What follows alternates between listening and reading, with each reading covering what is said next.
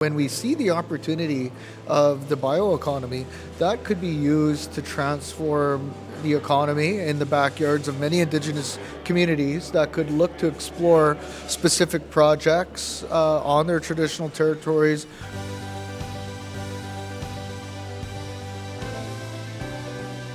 Hey folks, Flo here with Scaling Up 2024, almost coming to an end. I'm here with Jason Rasevych, who I haven't seen in a long time. It's great to see you here. Why don't you give us a brief introduction, Jason? Sure, name's Jason Rasevych. I'm here on behalf of the Anishinabe Business Professional Association, based out of Thunder Bay. We're a nonprofit, member-based group that supports Indigenous business in the northern economy and supports opportunities for partnerships between government and non-Indigenous business and First Nations across 5 treaty areas: Treaty 3, 5, 9, Robinson Superior and Robinson Huron treaties. Okay, very clear.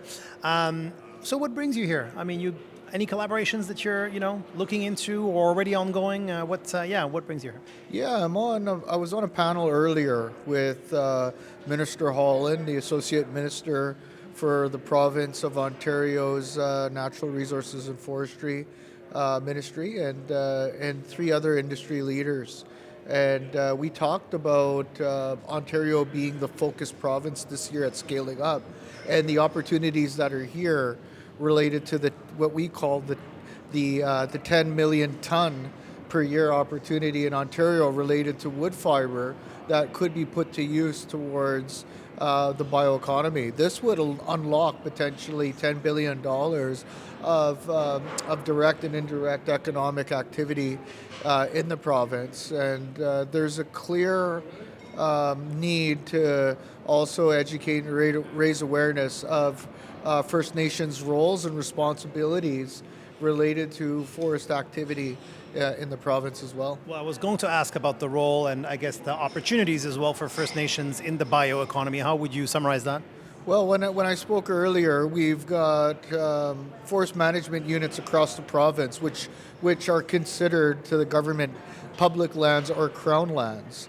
To First Nations, that is their traditional territory. And for far too long, First Nations have been marginalized related to their role and opportunity related to the forest sector. So when I was up today, I talked about the need for forest tenure modernization to happen. We've got almost half of the units in Ontario that have some level of Indigenous participation on the management of those units, but we're still lacking on more than half of them. And when we think of the treaties that were signed in Ontario, for example, my community, Ganugaming, is a part of Treaty Number 9.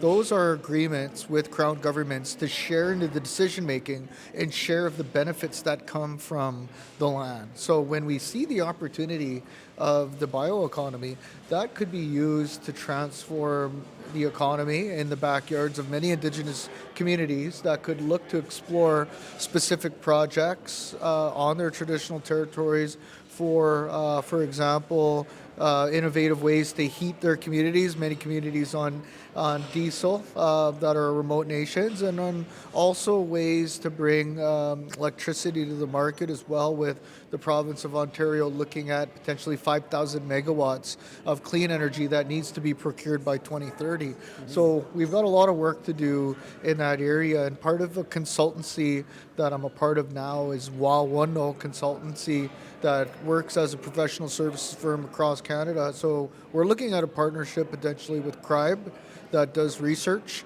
in Ontario and looking at the true benefit of working with First Nations communities related to the value add of free prior informed consent as our competitive advantage in Canada, and looking at the premium from First Nations managed forested lands, and from a sustainability reporting perspective, how companies could attract investment and have a better reputation in the marketplace.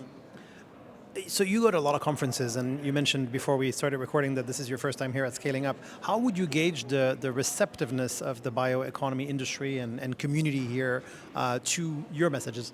Well, I think it was a good balance because I didn't see a lot of Indigenous representation on the agenda. So I was honored to be a part of this on the Algonquin, Anishinabe traditional lands and territory of Kittaginzibi First Nation as well. I just wanted to, make sure I acknowledge that. But that was one of my statements I made as well, was related to the awareness that needs to happen across Canada, across industries, especially with the investment banking world, and also looking at private equity and institutional investors to understand that value add related to working in a partnership format with Indigenous nations, and also the expectation that they're going to have. I found it was, when I asked the room today if they understood or are familiar with the Truth and Reconciliation Commission of Canada, I would say a majority of the room was. But when I talked about treaties, it was probably less than 10% of the room. So when we're looking at education and what needs to happen, across the board, there's still a lot of work to do that we have to think about with C-suite executives and board of directors to fully understand what they need to do from a corporate mindset to walk in this new era of truth and reconciliation in Canada. Are you optimistic? I think there's many trends related to what's happening. Equator principles, sustainability reporting requirements that the Canadian Sustainability Standards Board is going to be making next month a decision on, and that includes Indigenous relations and reconciliation. I'm optimistic that there's going to be more opportunities, but I think that there needs to be more investment from a company perspective in understanding Indigenous rights, Aboriginal rights, First Nation rights, the differences of First Nations, Métis and Inuit as distinct cultures, and also how to work with developing these partnership models with Indigenous communities. We hear a lot about reconciliation and the buzzword around it, but from what I've seen from many reconciliation action plans, that it could be synonymous with corporate social responsibility if there isn't that education and if there isn't that transformation that needs to happen from a corporate mindset to integrate the United Nations Declaration of Rights of Indigenous People into policy and free, prior, informed consent framework. So yeah, hopefully reconciliation will be stronger in the next couple of years, but that's up to us here and society to balance that out. Yeah. Thank you very much, Jason. Appreciate your time.